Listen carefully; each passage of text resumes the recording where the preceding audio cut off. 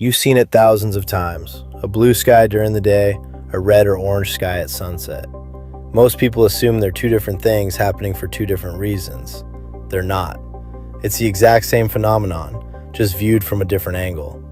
And once you understand what's actually going on, you'll never look at the sky the same way again. The first thing to understand is that sunlight isn't actually white, or rather, white light is all colors mixed together. Red, orange, yellow, green, blue, violet, all packed into a single beam. When you pass sunlight through a prism, those colors separate because each wavelength of light bends at a slightly different angle. What makes colors different is their wavelength. Red light has a long wavelength, around 700 nanometers. Blue and violet light have much shorter wavelengths, around 400 to 450 nanometers. That difference in wavelength is the entire reason the sky has any color at all. Earth's atmosphere is full of tiny gas molecules, mostly nitrogen and oxygen. When sunlight enters the atmosphere and hits those molecules, something interesting happens. The light scatters.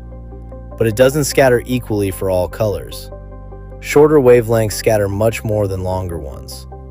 The physics behind this is called Rayleigh scattering, and the key detail is this.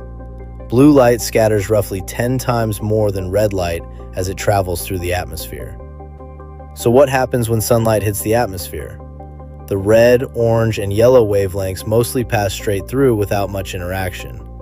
But the blue light gets scattered in every direction, sideways, upward, downward, bouncing off molecule after molecule until it fills the entire sky. When you look up at the sky on a clear day, you're not looking directly at the sun. You're seeing all that scattered blue light reaching your eyes from every angle. That's why the sky isn't just blue in one spot. It's blue everywhere you look except directly at the sun itself. Quick side note, violet light actually scatters even more than blue.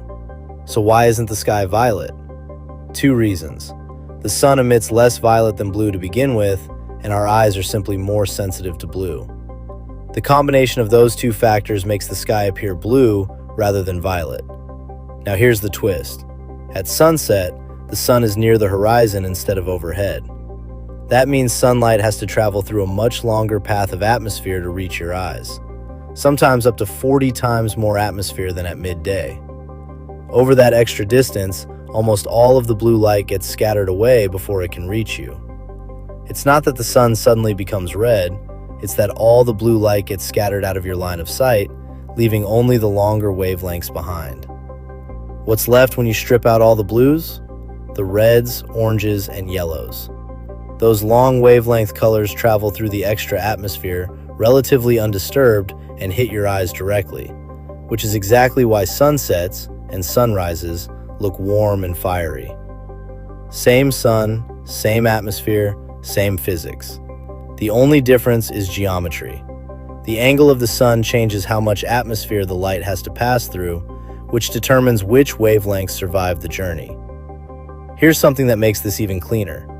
Astronauts looking back at Earth from space see a thin blue ring around the planet's edge, exactly the scattered blue light we see from below. It's the same phenomenon from the opposite viewpoint. And if you were standing on the moon, which has no atmosphere, the sky would be pitch black even at noon with the sun blazing overhead. No atmosphere means no scattering, which means no blue sky. The color of our sky is entirely a product of the fact that we have an atmosphere at all. The next time you watch a sunset, you're not just seeing something pretty. You're watching the atmosphere filter 40 times more air than usual, stripping out every short wavelength until only the reds and oranges are left standing. It's one of the most elegant physics demonstrations on Earth, and it happens for free every single day. If this is the kind of thing you want more of, physics hiding in plain sight, subscribe to Curious Minds, and I'll see you in the next one.